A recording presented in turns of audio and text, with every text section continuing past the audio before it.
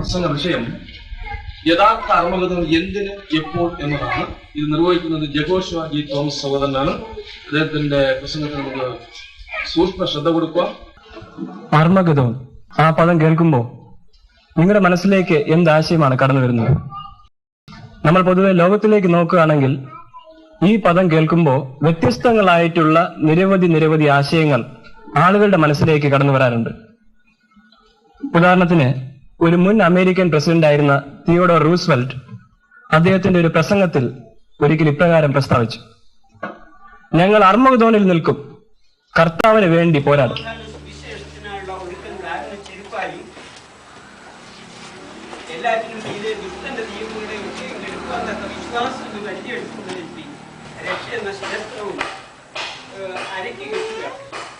എന്ന് പറയുമ്പോൾ ദൈവവചനത്തിന്റെ അറിവിനാൽ നമ്മെ ബലപ്പെടുത്താൻ യോഗങ്ങൾക്ക് വരുമ്പോൾ എങ്ങനെ പെരുമാറണമെന്ന് കുട്ടികളെ പ്രത്യേകം പഠിപ്പിക്കേണ്ടതുണ്ട്. രാജ്യകാലം പുസ്തക അധ്യയനം നടക്കുന്ന ഇടവും കളിക്കാനുള്ള സ്ഥലങ്ങളല്ലെന്ന് മാതാപിതാക്കൾ അവർക്ക് പറഞ്ഞു കൊടുക്കണം. പിന്നെ നമ്മൾ ഗീതം പാടുമ്പോൾ എന്ത് ചെയ്യണം?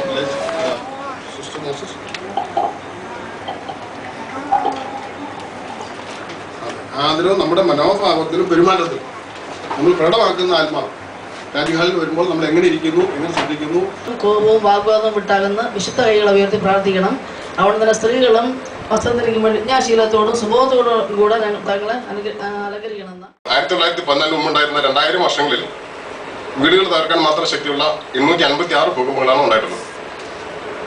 എന്നാൽ 1914 ശേഷമുള്ള 69 വർഷങ്ങൾ പരിശോധിക്കുകയാണെങ്കിൽ സഹായത്തിനായി സ്നേഹവാനെ സ്വർഗീയ പിതാവിനോട് പതിവായി പ്രാർത്ഥിക്കുക.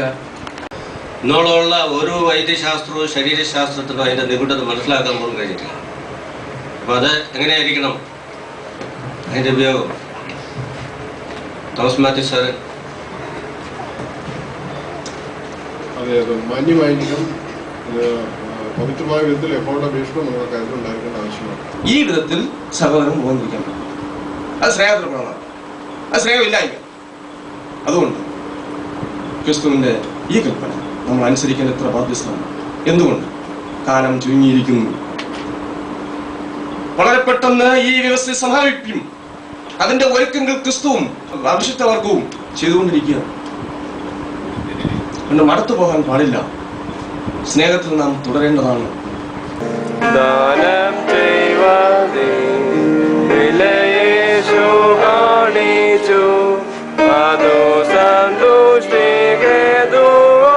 അതുകൊണ്ട് അന്ധകാരം നിറഞ്ഞ ഈ ലോകത്തിൽ നിന്ന് വിടുതൽ നമ്മുടെ പണത്തിനോ പൊന്നിനോ ആസ്തിക്കോ നമ്മെ സഹായിക്കാൻ സാധിക്കുകയില്ല എന്നാണ് ബൈബിൾ വിശദീകരിക്കുന്നത്.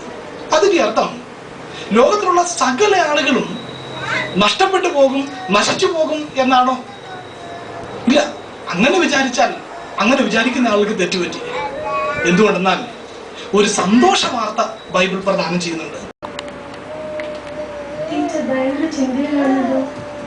അതെ, സാധാരണ ആളുകൾ പറയുന്നത് സ്വന്തം അനുഭവമാണ് ഏറ്റവും നല്ല ഗുരുവെന്ന്. അപ്പം ഞാൻ അതിനെക്കുറിച്ച് ചിന്തിച്ചിരിക്കുകയാണ്. അയ്യോ, നീ എൻ്റെ കൽപ്പനകളെ കേട്ടനുസരിച്ച് കൊല്ലായിരുന്നു.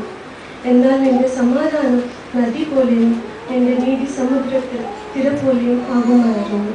അത് അനുഭവമല്ല ഏറ്റവും നല്ല ഗുരു, മറിച്ച് സൃഷ്ടാവായ ദൈവമാണ് യഥാർത്ഥ ഗുരുവെന്ന് എനിക്ക് മനസ്സിലായി. വളരെ നന്ദിയുണ്ട്. എനിക്ക് ക്ലാസ്സിന് സമയമായി, പിന്നീട് സംസാരിക്കും. 6-ാം അധ്യായം അതിന്റെ 6 മുതൽ 12 വരെ പറഞ്ഞിരിക്കുന്നതനുസരിച്ച് എന്ത് ചെയ്യണം? നമുക്ക് അന്നെടുത്ത് നോക്കാം. മത്തായിയുടെ സുവിശേഷം 6-ാം അധ്യായം അതിന്റെ 6 മുതൽ 12 വരെയുള്ള വാക്യങ്ങൾ. എന്താ സൗകര്യം വിശേഷം എന്നാ വന്നതിന്റെ കാരണം എന്നാ? അടുത്ത ആഴ്ച എനിക്കൊരു പ്രസംഗമുണ്ട്, അത് തയ്യാറാകാൻ എനിക്ക് അറിഞ്ഞൂടാ. പ്രശ്നം ഉണ്ടാകും. പക്ഷെ പ്രശ്നം ഉണ്ടാകുമ്പോൾ നമ്മൾ എന്താ ചെയ്യേണ്ടത്? നമ്മൾ യഹോവയിൽ ആശ്രയിക്കണം. നമ്മൾ മുഴുവൻ ഭാരത്തെയും യഹോവയിലിടണം. അപ്പം അങ്ങനെ ആയിരിക്കുമ്പോൾ അവന് സകല ബുദ്ധിയും കഴിയുന്ന ദൈവ സമാധാനം നമുക്ക് ആസ്വദിക്കുന്നതിന് കഴിയും. നവോന്മേഷപ്രദമായിട്ടുള്ള ആത്മീയ ഭക്ഷണം നമ്മൾ ഭക്ഷിച്ച് ഇപ്പോഴും നമ്മളൊരു പുസ്തകം പഠിച്ചുകൊണ്ടിരിക്കുന്നുണ്ട്, വെളിപ്പാട് എൻ്റെ പാരമ്യം സമീപിച്ചിരിക്കുന്നുള്ളത്. എന്തുമാത്രം ആത്മീയ ഭക്ഷണമാണ് നമുക്ക് ഈ ആത്മീയ പരീക്ഷയിൽ കിട്ടിക്കൊണ്ടിരിക്കുന്നത്.